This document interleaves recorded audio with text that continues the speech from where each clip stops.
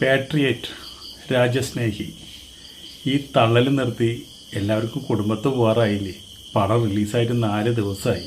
പശുവും ചത്തും മോരിലെ പുളിയും പോയി. ഇനി എന്തിനാണ് ഈ തള്ളലും മറക്കലായിട്ട് ഓരോരുത്തരിങ്ങനെ ഇറക്കി വിടുന്നത്? ഇപ്പോൾ പടത്തിനെ കുറിച്ചിട്ട് അഭിപ്രായം പറയാനായിട്ട് യഥാ ഡയറക്ടർമാരുടെ തിരക്ക്. പ്രിയദർശൻ വരുന്നു. ഞാൻ ഇന്നവരെ കണ്ടതിൽ വെച്ചിട്ട് ഏറ്റവും വലിയ ഹോളിവുഡ് പടത്തിനെ കവർ ചെയ്യുന്ന രീതിയിലുള്ള സിനിമയാണ് ഇത്, ഗംഭീര സിനിമയാണ് എന്ന് പറഞ്ഞ് ഇറങ്ങണം. പിന്നെ രാഷ്ട്രീയക്കാരെ കൊണ്ട് ഇറക്കണം. അതുപോലെ തന്നെ മറുനാടൻ ഇറങ്ങണം. മറുനാടൻ കാശിന് വേണ്ടിയിട്ട് പറയണമെന്നല്ല, മറുനാടിൻ്റെ കുറച്ച് സുഹൃത്തുക്കളൊക്കെ ഉണ്ടാവും ആ പടത്തിൻ്റെ പിന്നിൽ. അപ്പോൾ അതുകൊണ്ട് എന്തെങ്കിലും ഒരു നല്ലൊരു കാര്യം പറയും എന്ന് പറഞ്ഞപ്പോൾ അദ്ദേഹം വീഡിയോ ഇറക്കുന്നു.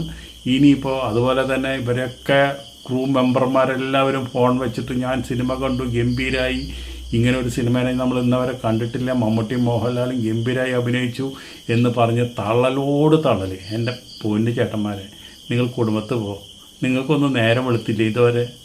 ഇത്രയും മോശം പടത്തിനെ, മോഹൻലാൽ എന്ന് പറഞ്ഞൊരു മഹാനടനെ ഒരു കാര്യമില്ലാണ്ട് കൊന്നുകളഞ്ഞ്, ഫഹദ് ഫാസിൽ എന്ന് പറഞ്ഞ നല്ലൊരു നടനെ റബ്ബർ പന്തർ പോലെ ഇട്ട് ഓടിച്ച് അലറിച്ച് അതിൻ്റെ ഉള്ളിൽ നിന്ന് പ്രേക്ഷകരെ ഓടിച്ച അവനൊരു നടനെയല്ല എന്നുള്ളത് തെളിയിച്ച ഒരു സിനിമയാണ് ഈ രാജ്യസ്നേഹി എന്ന് പറഞ്ഞ പാട്രിയറ്റ്. എന്നിട്ട് തള്ളലിന് ഒരു കുറവുമില്ല. കുഞ്ചാക്കോ ബോബൻ ഇതിൽ 90 ദിവസം അഭിനയിച്ചെന്നാണ് പറയണത്. 10 ദിവസം അഭിനയിച്ച സീൻ പോലും അതിൽ കണ്ടില്ല നമ്മൾ. എന്നിട്ട് 90 ദിവസം കാശ് മേടിച്ച് അഭിനയിച്ചെന്നാണ് പറയണത്. വലിയ തള്ളലാണ് നടക്കുന്നത്. എന്താ വെച്ചിട്ടുണ്ടെങ്കിൽ സത്യസന്ധമായിട്ട് നമ്മൾ പറയുന്ന കാര്യങ്ങൾ നിങ്ങൾ മനസ്സിലാക്കുക. സിനിമയ്ക്ക് ചെന്നിരുന്നിട്ട് ഇത് സിനിമയാണോ? ഒരു 10 മിനിറ്റ് നേരത്തെ കണ്ടൻറ്റ് 3 മണിക്കൂറാക്കാനായിട്ട് ഈ മഹേഷ് നാരായണനും മോഹൻലാലിനും മമ്മൂട്ടിക്കും ഫഹദിനും ഇവർക്കൊക്കെ കഴിയുള്ളൂ. അതുകൊണ്ട് നമ്മൾ ബോറടിച്ച് എൻ്റെ പൊന്നു ചേട്ടാ ഈ സിനിമ ഒന്ന് കഴിഞ്ഞ് കിട്ടാൻ വേണ്ടിയിട്ട് നമ്മൾ പ്രാർത്ഥിക്കുകയായിരുന്നു.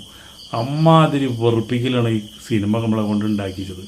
ഇതുപോലെയുള്ള സിനിമകൾ ഇനി മലയാളത്തിൽ ഇനി ഉണ്ടാവരുതേ എന്ന് ആഗ്രഹിക്കുന്ന ഒരു വ്യക്തിയാണ് ഞാൻ. ഈ മമ്മൂട്ടിക്ക് ഒരുപാട് പ്രായമായി, ഒരുപാട് അസുഖങ്ങളുണ്ട്. മമ്മൂട്ടി ഈ സിനിമയിൽ അഭിനയിക്കാൻ പാടില്ലായിരുന്നു. മമ്മൂട്ടിക്ക് ഒരു നല്ലൊരു ഫൈറ്റ് നടത്താൻ പോലും കഴിയില്ല. മോഹൻലാലിനും കഴിയില്ല. മോഹൻലാലിന് നല്ലൊരു ഫൈറ്റ് കാണാനായിട്ട് നമ്മൾ ആഗ്രഹിച്ചു, ഒന്നും കണ്ടില്ല. മുണ്ടും മടക്കി കൂത്തി ആ മീശയൊക്കെ ഒന്ന് പിരിച്ചു വെച്ച്, അതിനിപ്പോൾ എങ്ങനെയാണ് വന്നപ്പോൾ തന്നെ ഒറ്റക്കാലിലല്ല വരുന്നത്. ഒറ്റക്കാലിൽ വന്നപ്പോൾ തന്നെ നമ്മുടെ ലാലേട്ടനോടുള്ള ആ ഒരു പ്രീതി നഷ്ടപ്പെട്ടു.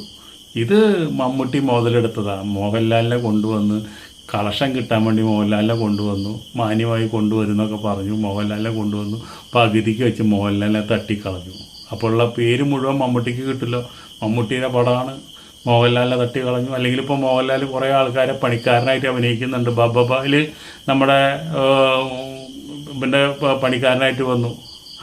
അത് കഴിഞ്ഞിട്ട് ഓരോ സിനിമയിലും അതുപോലെ രജനീകാന്തിൻ്റെ പണിക്കാരനായിട്ട് വന്നു. പല സിനിമകളിലും ഇപ്പോൾ പണിക്കാരനായിട്ടാണ് മോഹൻലാൽ ചെയ്യുന്നത്. ഇതൊക്കെ ബന്ധത്തിൻ്റെ മുകളിൽ ലാലേട്ടൻ ചെയ്യുന്ന കാര്യങ്ങളാണ്. ഇതൊക്കെ ലാലേട്ടനെ ഒരുപാട് ദോഷം ചെയ്യുന്നുള്ളത് മനസ്സിലാക്കുക. ഞങ്ങളൊക്കെ ലാലേട്ടനെ കാണാനും ലാലേട്ടൻ്റെ അഭിനയം കാണാനും ലാലേട്ടൻ്റെ 2 ഫൈറ്റ് കാണാനായിട്ട് ഓടി വരിക കാശും കൊടുത്തിട്ട്.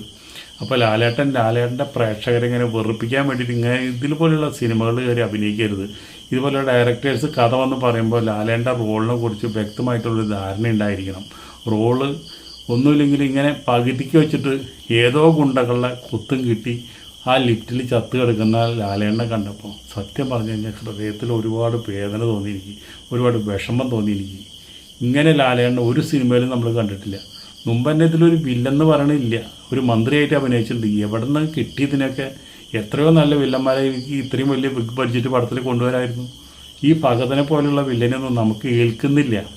അതൊന്നും ഈ പടം ചത്ത പടം, ജീവിച്ചിരിക്കുന്നില്ല ഈ പടം. ഈ പടം ചത്തു, മരിച്ച പടം അത്. ഇത് 10 പൈസയ്ക്ക് കൊള്ളില്ല ഈ പടം.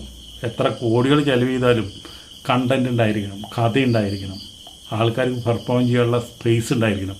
ഇതൊന്നും ഇല്ലാത്തത് സിനിമയല്ല. ഇനിയെങ്കിലും ഈ സിനിമയ്ക്ക് വേണ്ടിയിട്ട് തള്ളാൻ വരുന്നവരൊന്നും നിർത്തുക, നേരം വെളുത്തുമെന്ന് മനസ്സിലാക്കുക. ഞങ്ങൾക്ക് ചോറ ഉണ്ടണത്. അതുകൊണ്ട് ഈ തള്ളൽ നിർത്തിയിട്ട് നിങ്ങളുടെ പണി നോക്കുക.